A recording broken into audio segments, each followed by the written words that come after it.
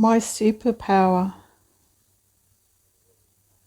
I think everybody has a superpower. It's basically something that underlies your purpose as to why you've been brought onto the earth.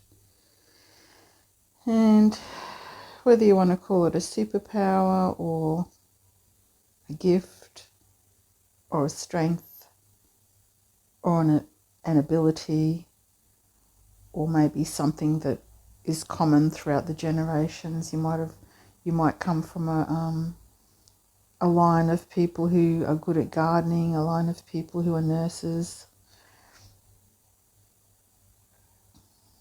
But everybody has something that they can offer while they're on earth. I think what's happened though is that if you want to say Western society, the ones that are supposed to be developed, they're just very socially engineered. Society is socially engineered, and most people live within a paradigm that is basically designed from programming that commences in the home, in the school, religion, beliefs, philosophies, whatever it is. There are various levels of programming, and Western societies are very programmed and socially engineered because it's part of a model that is kept to keep people conformed. So in Western societies, one of the major goal is conformity, to be able to have predictable behaviours across humanity within our so-called developed societies. So what? Well, the reasons why I'm mentioning it is because it's very difficult for people to think outside of a system of linear thinking. So most people think from A to B to C to D, from point to point to point, across a particular pathway, which is, we've all been taught that's illogical. And linear thinking is really a constrained way of thinking. It's a very thin way of understanding the world. So, and it's very much like the sciences. The sciences are exhausting the study of particular thematic topics, and they're studied within their field, within their isolated insular topic. They exhaust the area of study within a particular field, regardless of how narrow the theme is. So it is once again a very sort of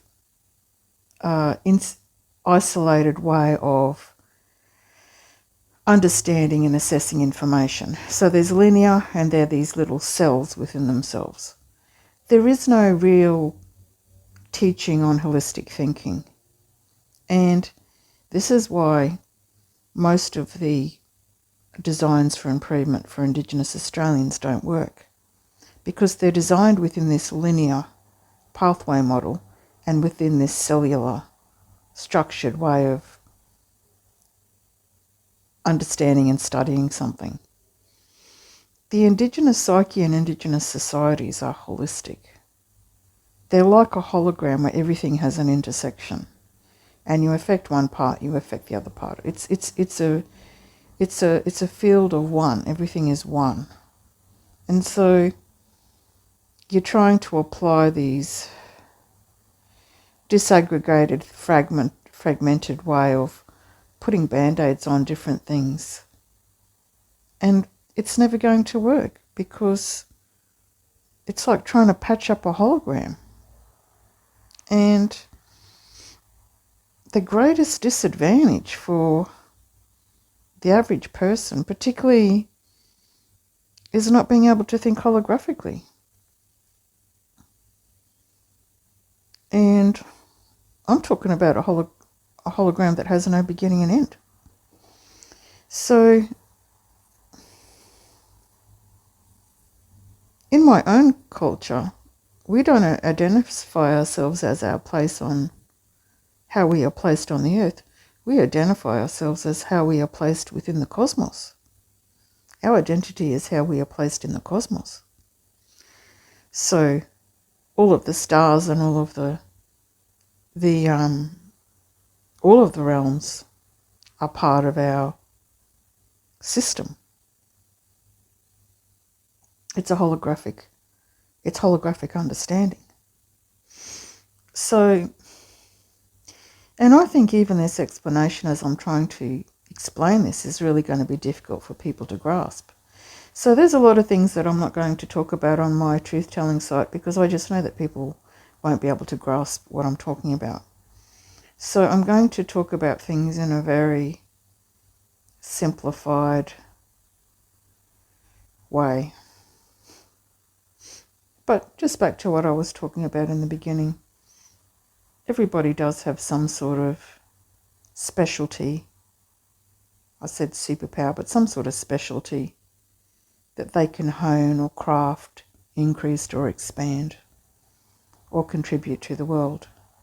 And even just being a good speaker and speaking about things that are important that can create change and enhance understanding. Even just being able to speak can be viewed as a gift. You don't necessarily need to have resources to be able to contribute and advance the earth. And I say the earth because I'm talking about this plane that we're on, the earth. So I have a superpower, and at the end of this video I will reveal what my superpower is. And it's my greatest superpower. It's really how I've survived my whole life, is by using this superpower. It's how I get messages and how I receive and contribute to the world, is by using my superpower. I know what it is. I know how to use it. I know how people recognize it. And it will continue to be my superpower till the day that I die. But the other part of, socially engineered constraints of human understanding is, you believe in the time that you're in, but there is no such thing as time. And you go, well, there is time, because the sun comes up in the morning, the sun goes down at evening, the moon comes up, the moon goes down, depending on what stage of the monthly cycle we're in. We have the seasons. There are earthly markers that reflect to us we are in some sort of system of time and measures of time.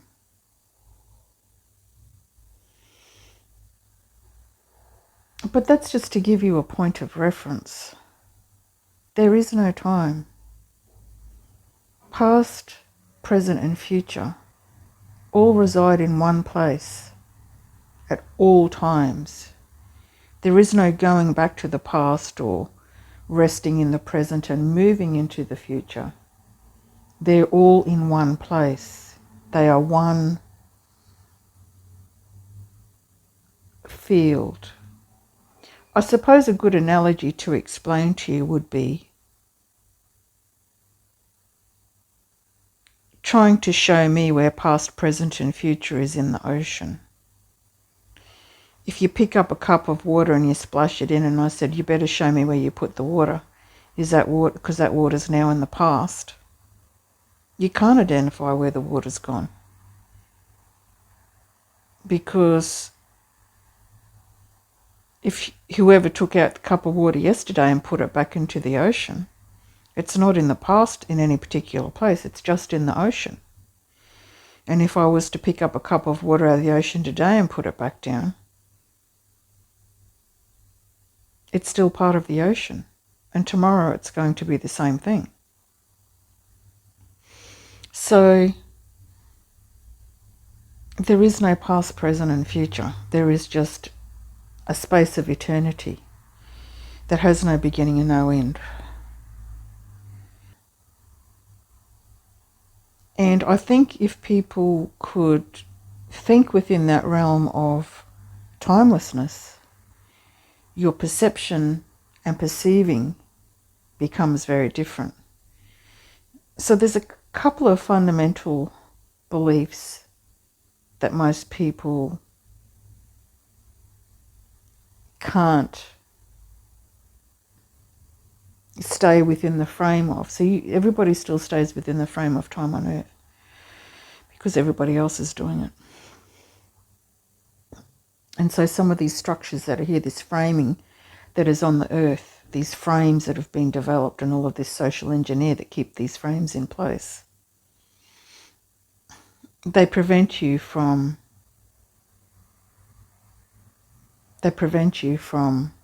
expanding. Is it a problem?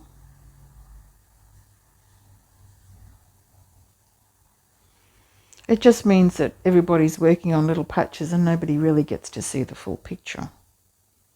And most people don't want to see the full picture. I mean, you can tell people the truth and they can see the evidence and know that the evidence is real. And yet they still refuse to believe the truth because they choose to. Truth really isn't important to a lot of people. It's really about comfort and self-reassurance. If the truth sort of exposes something that makes people feel vulnerable, they will just exclude it. It's so much easier to believe a lie, to sustain your comfort, to make you feel reassured and not threatened. People will choose to ignore a truth just so that they can have this comfort. So, how everything works, it's not important to share that to everybody because people aren't really interested in knowing the truth.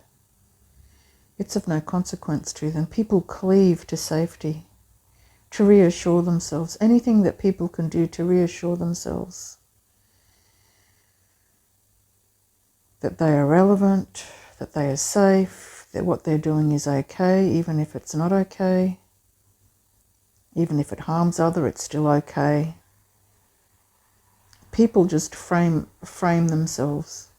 They have a framework for themselves that tells them that they're important and significant. And in the Western society, most people view that as being their education, their academic achievements, and what they do for work, or how much they earn, or how many assets they have. And it's such an illusion. And that's why a lot of the spirit of mankind is really crying out for help.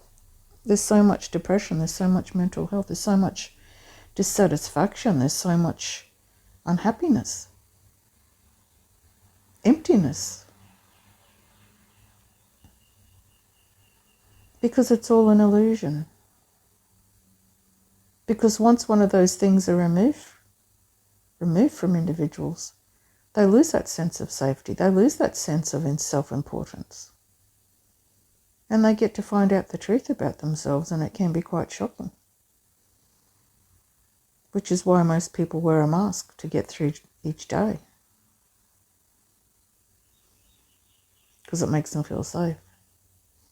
Even if that has to come at the cost of other people, it's more important.